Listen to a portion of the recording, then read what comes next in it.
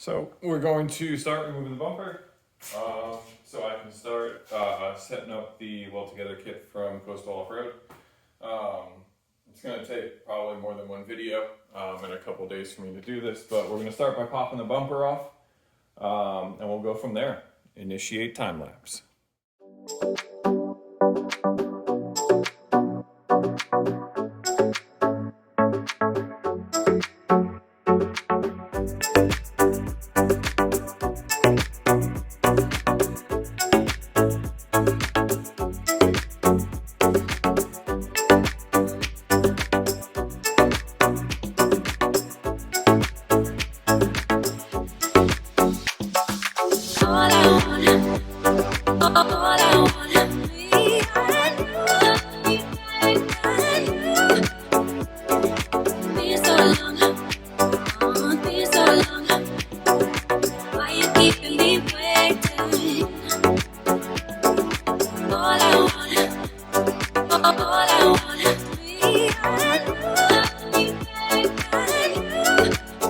All right, we got it off. So there is a bolt on the inner fender right here. There's two bolts right here. They come off these arms right here. Same thing on this side. You got two bolts here, one bolt on the inner fender. Make sure to unplug both of your blinkers, and that's it. You now have access to the goodness. So supposedly this hardware for the AC might be an issue. It's something we're gonna have to look into when we check it. For right now, I'm gonna probably pull these horns off, and then the recovery points. So there's one right here. I've used this as a recovery point. It works. This is a nice sturdy hook, but we'll have new ones, so that's there. Honestly, if you check, these mounts don't look. I was expecting to see them cracked. They're not too bad. So yeah, we're gonna continue on our journey here.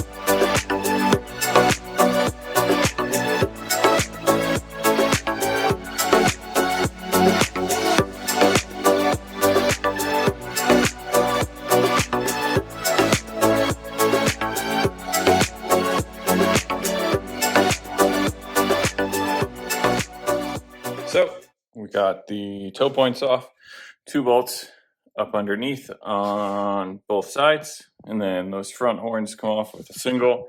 They are all 17 mil. Bottom ones I had to break loose before I hit the impact with them. These front two came off pretty easily.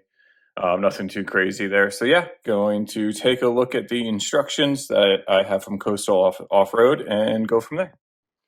So before we get started unpacking everything, like every normal human being, I have too much crap in my garage. Need to spend some time getting the space organized, cleaned up, and make room so I can get the entire bumper laid out on the floor and start going through the instructions.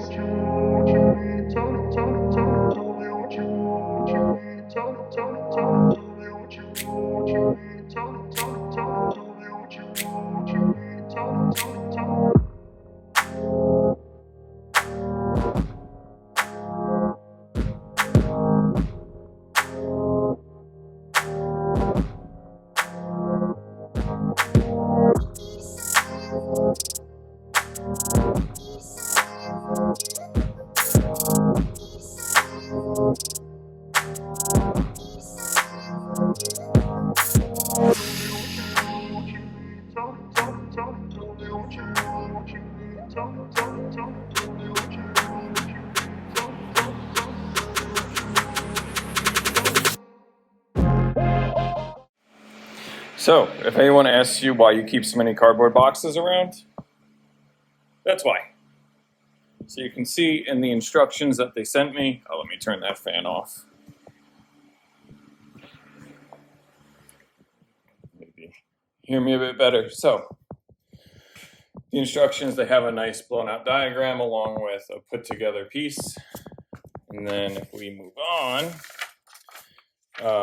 they label the inside pieces and how it all goes together. Prepare it. I have AC, so this is what I was talking about with, you can see they have arrows on what we might need to do. You can notch out plates 3 and 7. So if we go back, that's these two. So these two guys can notch them out to fit. You can move all of it up, etc., etc. So they do have assembly recommendations and kind of instructions here to start with. And we're going to be following these for sure, because I have no clue what I'm doing. Sure, I'll mess it up a few times, but I'm going to start with just kind of step 1, bolting plate 1, this guy, so him right here, and we'll go from there. We're going to see how it all fits together and how this process goes, and y'all are coming along for the ride. So we are trying to get the bottom mount set up here. You can see I'm struggling with getting the bolts into the existing recovery point holes. These are new bolts. I'm not reusing any. I went to the hardware store, picked up all the new hardware. There's an entire list of it in the instructions that come from Coastal Off-Road, which is super useful. I chose not to reuse any hardware, just not a fan of it, and for the cost of new stainless hardware, it is well worth it. But yeah, I'm having issues getting the bolts in there, and then on one side, I had 3 holes that were tapped. On the other side, it was 2. So initially here, I actually ended up putting it in the wrong holes on one side. Hate when that happens. And continued on. Once I got it moved to the correct forward holes, we were able to get everything lined up and kind of get an initial fitment in here. Still trying to run the bolts in. I should be able to do that by hand, but obviously I couldn't. So we'll get to chasing those threads later. Tightening this up, and then we're going to test fit the piece from step 2, which is the front plate. So checking the instructions, finding the plate, and this is just to see how everything's fitting. You can already see it's well in the way of the AC. That's kind of going to be a struggle this entire time with putting it on and off. But now I'm removing the AC components mentioned earlier. Just so there's 2 grounds. There is the mount that holds the hood latch, and then the mount for the AC condenser fan. All that has to come off. So I'm taking off the last ground there. So eventually I take the fan completely off, but for now I'm just going to sit here and ride the struggle bus with it. So getting the front plate on, just kind of checking alignment. I don't have the spacers in or anything. That will come next, but I just kind of wanted to make sure the bottom piece was in generally the correct area. Everything was going to fit. There wasn't like a tweak to my front frame that I was going to run into or anything. The truck's super clean, so I didn't expect any issues, but as we'll see later, there was definitely some differences in the quality of the welds on those front frame horns that I ended up having to grind down, but we'll get there. All right, so how to run out and get tap and die. I surprisingly don't have a tap and die set at this point. That's going to be in the near future, apparently. So on my truck, let me scoot under here.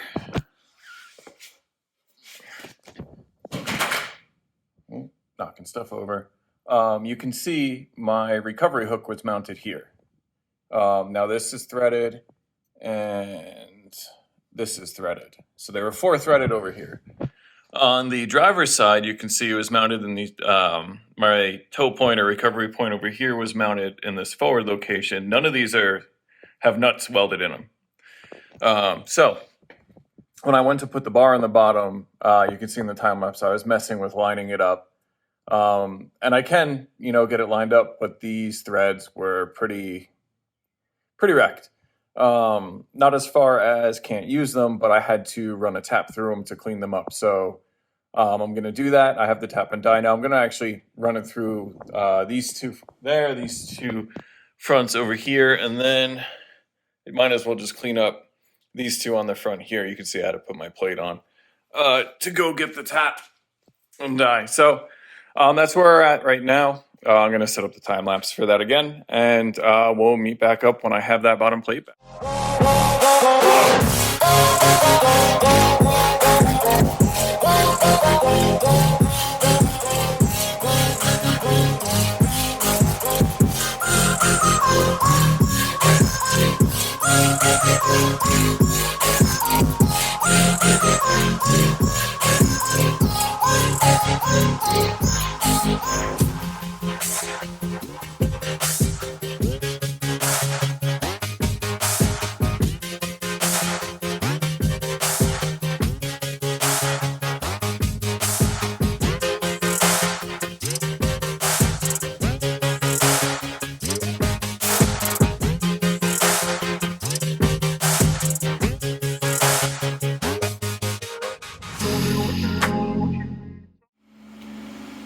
Alright, so we're going to center these. Just try and get them equidistant from the edge here.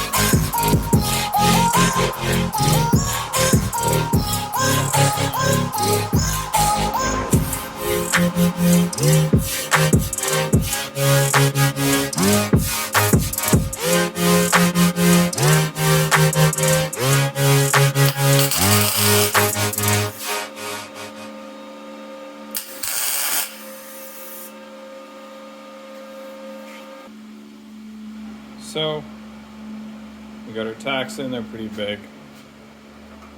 There it is. There's our tacks.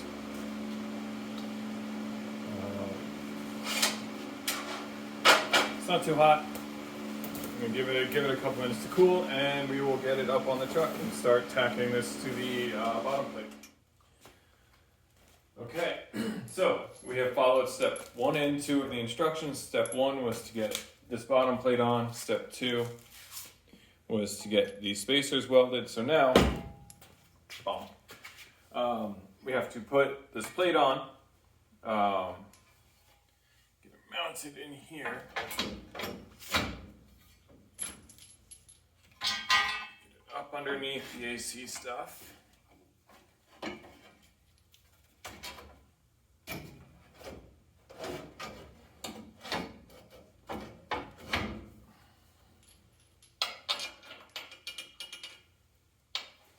Get this bolted on.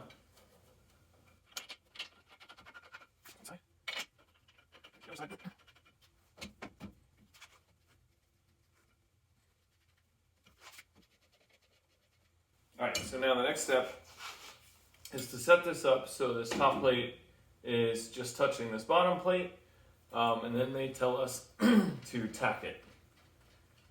So I've got both of these pretty much finger tight. Alright, so this this bottom piece on the driver's side needs to come out a little bit. Hand tight. It's a little too tight sometimes. There it goes. Alright.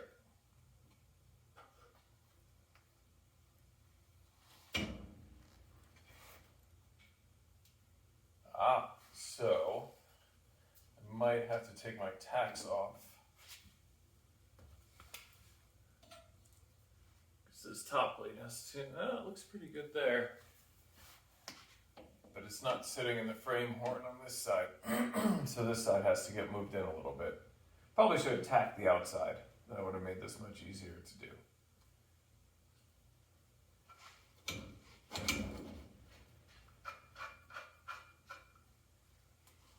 But yeah, with this all the way out, we should be touching, and I can get this side touching because it sits in the frame horn. This side doesn't. So back to the drawing board. So you can see I'm struggling trying to get this entire plate lined up. Try a bunch of different ways. I initially thought it was the spacing of the two pieces I had welded on there, which would have sucked because my tacks were on the inside of those pieces, not on the outside like I should have done. Again, I'm new at this, don't know what I'm doing. But I'm messing around with it, and I eventually realized that it is actually the factory welds causing the problem. My spacing's fine. I can get both pieces set in there. Um, and here I'm checking them out with the world's worst flashlight. You see it flashing there in the corner. It's a hot pile of garbage because I've ran it over a few times. But yeah, eventually we come to the conclusion that we will have to grind down the factory welds.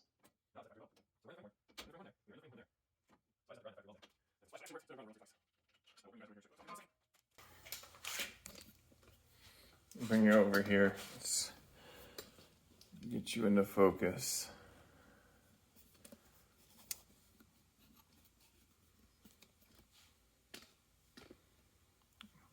Come on, flashlight. So it's that right there. You can kind of see the factory weld. It bubbled out pretty far. So I'm going to take a grinder, chop into that a little bit, and hopefully that will solve our problem. So I will say, if you're looking for a welding helmet, a lot of these modern helmets, can you see this? They have a grind setting. So you can turn it to your normal adjustment. But then it's got a grind where it doesn't dim. And this is not a nice helmet. It is, I think it was $45.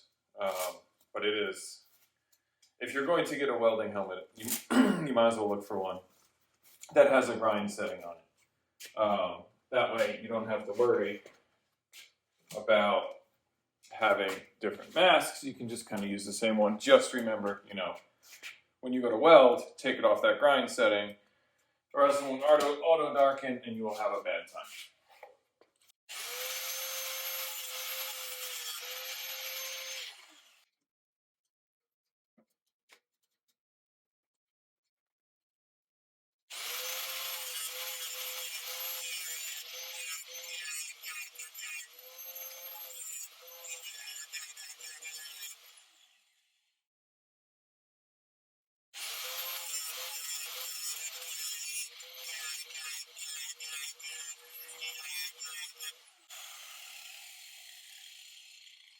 Let's see how we did. Less is more.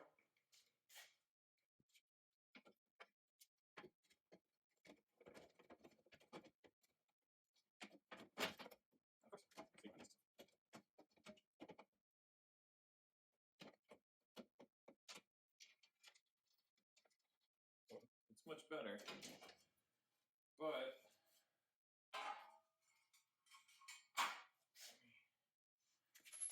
bring you in here.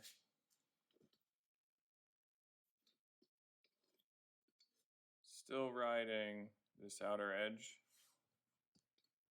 Let's get rid of the shadow. You can see there's still a little lip in here, so I got to run this out towards the frame a little bit.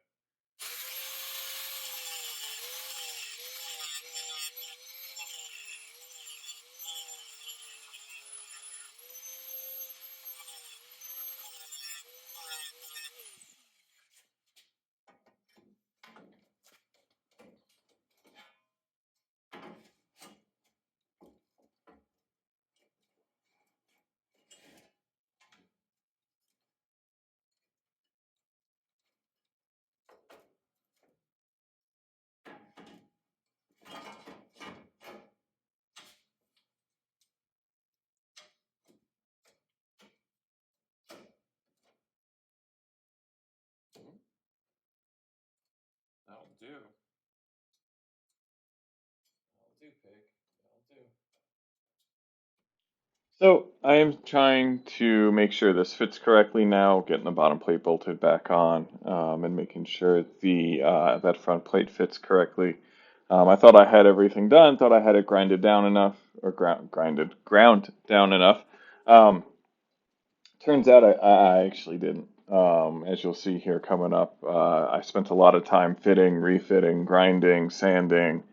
Um, it took a couple hours, all said and done, to get this to fit. So, front plate's on there. It now sits in the frame horn. I did catch a little bit of the front frame horn overhang when I was using the angle grinder, but it is what it is. At this point, I don't have a die grinder. I did eventually end up getting both a 90 and a straight die grinder from Harbor Freight, with and a compressor. The compressor I did not get from Harbor Freight, but right now I do not have those tools, so work with what you got. Um, but yeah, getting this everything tightened down to make sure it fits. Check my fitment. The from what the instructions seem to say, we want those plates sitting flush together. I thought they might want to sit on top of each other, but I went back and looked, and they wanted them flush so we can weld in there. Um, so here I'm starting to see that, all right, it doesn't fit exactly as I want it to. And I'm eventually going to go ahead and get my drill with a flap wheel and work with that for a little bit. I switched between that and the grinder. There isn't one that works better than the other. The grinder was able to get chunks off, while the flap flap wheel on the drill, I was able to get into a bit more of the fine spaces, etc. So again, this took a couple hours. I'm actually going to end the video here. The next video will kind of pick up where this one left off, and we'll continue on this journey. This bumper turned out great, so I hope you all stick with me for it. I'm super excited to get this set of build videos up there, and I'm really happy with how it came out. Appreciate you all watching. Please subscribe, like, comment. Let me know what I'm doing good. Let me know what I'm doing wrong. In the next video, we'll have a bunch more progress on this bumper build, and we'll actually get to see it start to come together. So super excited.